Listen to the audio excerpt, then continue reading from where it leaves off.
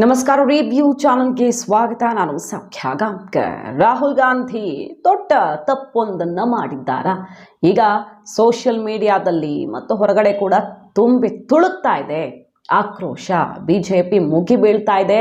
ಇದು ಅತಿರೇಕ, ಸಹಿಸಿಕೊಳ್ಳೋದಕ್ಕೆ ಸಾಧ್ಯವೇ ಇಲ್ಲದ್ದು ಅಂತ ಮುಗಿ ಬೀಳ್ತಿರೋದು ಅಂಥದ್ದೇನಾಗಿದೆ? ಹಾಗಾದರೆ ರಾಹುಲ್ ಗಾಂಧಿಯವರು ಎಲೆಕ್ಷನ್ ಟೈಮಲ್ಲಿ ಜಮ್ಮು ಕಾಶ್ಮೀರ, ಜಾರ್ಖಂಡ್, ಹರಿಯಾಣ, ಮಹಾರಾಷ್ಟ್ರ ಕೂಡ ಬರ್ತಾ ಇದೆ.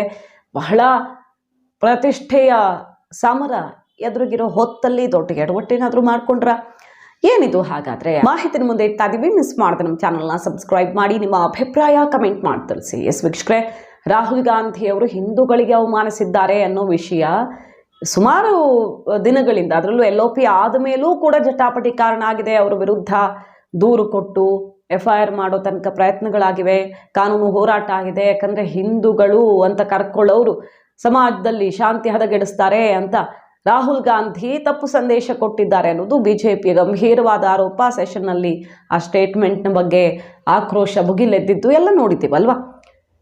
ಇತ್ತೀಚೆಗಷ್ಟೇ ಅಮೆರಿಕಾಗೆ ಹೋಗಿ ಬಂದರು ಅವರು. ಅವರ ಹೇಳಿಕೆಗಳು ಅಲ್ಲಿ ಮಾತಾಡಿದ್ದು ಕೂಡ ಆಕ್ರೋಶಕ್ಕೆ ಗುರಿಯಾಗಿ ಸ್ಪೀಕರ್ಗೆಲ್ಲ ದೂರು ಕೊಟ್ಟಿದ್ದಾರೆ. ಇದರ ಬೆನ್ನಲ್ಲೇ ಈಗ ಒಂದು ಮಹತ್ವದ ಬೆಳವಣಿಗೆ. ಇದನ್ನು ಬಹಳ ಗಂಭೀರವಾಗಿ ಪರಿಗಣಿಸಬೇಕಾಗತ್ತೆ. ಈ ದೇಶದ ನಾಗರಿಕರು ಏನು ಮಾತಾಡ್ತಿದ್ದಾರೆ? ಅತಿರೇಕದ ವರ್ತನೆ, ಇದಕ್ಕಿಂತ ಇನ್ನೊಂದು ಹಂತಕ್ಕೆ ಹೋಗೋಕೆ ಸಾಧ್ಯ ಇಲ್ಲ ಒಬ್ಬರನ್ನ ನೋಯಿಸೋದು ಅಂದರೆ ಅಂತ ಕಿಡಿಕಾರ್ತಾ ಇರೋದು. ರಾಮ ಮಂದಿರದ ವಿಚಾರದಲ್ಲಿ, ಅದು ಕೂಡ ರಾಮ ಮಂದಿರದ ವಿಚಾರದಲ್ಲಿ ರಾಹುಲ್ ಗಾಂಧಿಯವರು ಆಡಿರುವ ಮಾತೊಂದು ಈಗ ವೈರಲ್ ಆಗ್ತಿದೆ. ಬಿಜೆಪಿ ಶೇರ್ ಮಾಡ್ತಾ ಇದೆ, ಸಿಕ್ಕಾಪಟ್ಟೆ ಕಿಡಿಕಾರ್ತಾ ಇದೆ. ಬಹಳಷ್ಟು ಜನ ಮಿನಿಸ್ಟರ್ಗಳು, ಬಿಜೆಪಿ ನಾಯಕರು ಎಲ್ಲನೂ ಅಟ್ಯಾಕ್ ಮಾಡ್ತಾ ಇದ್ದಾರೆ. ಕಾರ್ಯಕ್ರಮವೊಂದರಲ್ಲಿ ರಾಮ ಮಂದಿರ ಕಾರ್ಯಕ್ರಮದ 22ನೇ ತಾರೀಕು ಪ್ರಾಣ ಪ್ರತಿಷ್ಠಾಪನೆ ಬಗ್ಗೆ ಮಾತಾಡ್ತಿರ್ತಾರೆ ರಾಹುಲ್ ಗಾಂಧಿ ಅವರು. ಏನು ಮಾಡಿದ್ರಿ ಬಡವ್ರಿಗೆ, ಏನು ಮಾಡಿದ್ರಿ ರೈತರಿಗೆ, ಏನು ಮಾಡಿದ್ರಿ? ಆ ಕಾರ್ಯಕ್ರಮದಲ್ಲಿ ಅಮಿತಾಬ್ ಬಚ್ಚನ್, ಅಂಬಾನಿ, ಅದಾನಿ ಕರೆದ್ರಿ. ಯಾರಾದರೂ ಒಬ್ಬ ಬಡವ ಇದ್ನ, ಅಲ್ಲಿ ಲೇಬರ್ ಇದ್ನ, ರೈತ ಇದ್ನ ಅನ್ನೋ ಪ್ರಶ್ನೆಯನ್ನು ಮಾಡ್ತಿರ್ತಾರೆ. ಅದಕ್ಕೆ ಅಲ್ಲಿ ಬಂದಂಥವ್ರು ಚಪ್ಪಾಳೆ ತಟ್ತಾರೆ. ಅದಾದ ಬಳಿಕ ನಾಚುಗಾನ ನಡೀತಿತ್ತು ಅವತ್ತು. ಕುಣಿಯೋದು, ಹಾಡೋದು, ಅಂಬಾನಿ, ಅದಾನಿ ಇಂತಹ ಮಾತುಗಳನ್ನಾಡಿ ಜನಸಾಮಾನ್ಯರಿಗೆ ಅವಕಾಶ ಇಲ್ಲ ಅನ್ನೋ ಟೀಕೆ ಮಾಡ್ತಾ ನಾಚಗಾನ ಅಂತ ಅವ್ರು ಬಳಸಿರೋ ಪದ ಇದೆಯಲ್ಲ, ಅದೀಗ ಆಕ್ರೋಶಕ್ಕೆ ಕಾರಣ ಆಗಿದೆ. अवधेश वो है वहां का MP जो अयोध्या में जीता है, इसीलिए तो जीता है कि पूरा हिंदुस्तान देख रहा। भैया आपने राम मंदिर खोला, सबसे पहले आपने राष्ट्रपति से कहा कि भैया आप आदिवासी हो, आप तो अंदर आ ही नहीं सकती, अलाउ नहीं है आपको। उसके बाद अमिताभ बच्चन को बुला लिया, अदानी को बुला लिया, अंबानी को बुला लिया, किसी एक मजदूर को नहीं आने दिया। आपने किसी बढ़ई को देखा, किसान को देखा, मजदूर को देखा? कोई नहीं। डांस गाना चल रहा है, प्रेस वाले हाय हाय हाय कर रहे हैं, नाच गाना चल रहा है, डांस चल रहा है। ये रियलिटी है आपकी।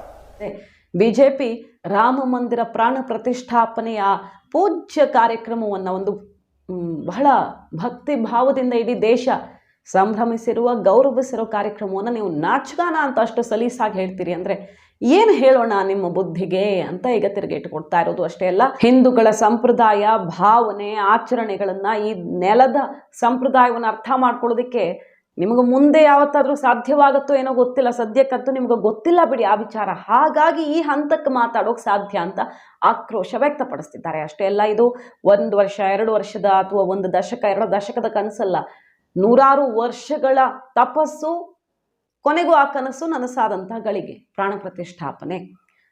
ಮತ್ತು ಜನಸಾಮಾನ್ಯರು ಅಲ್ಲಿಗೆ ಬಂದಿದ್ರು.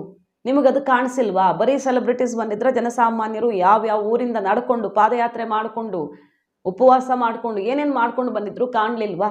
ಮೋದಿ ಟಾರ್ಗೆಟ್ ಮಾಡೋದಕ್ಕೂ ದೇಶ ಟಾರ್ಗೆಟ್ ಮಾಡೋದಕ್ಕೂ ವ್ಯತ್ಯಾಸ ಇದೆ ಅಂತ ಅಮೆರಿಕಕ್ಕೆ ಹೋದಾಗ ಭಾರತದ ವಿರುದ್ಧವೇ ಮಾತಾಡಿದ್ದೀರಿ ಅಂತೆಲ್ಲ ಆಕ್ರೋಶ ವ್ಯಕ್ತಪಡಿಸಿದ್ರು. ಬಹಳ ತೀಕ್ಷ್ಣವಾಗಿ ಕಮೆಂಟ್ ಮಾಡಿ ಅದರ ವಿರುದ್ಧ ಆಕ್ರೋಶ ಎಲ್ಲ ವ್ಯಕ್ತವಾಯಿತು.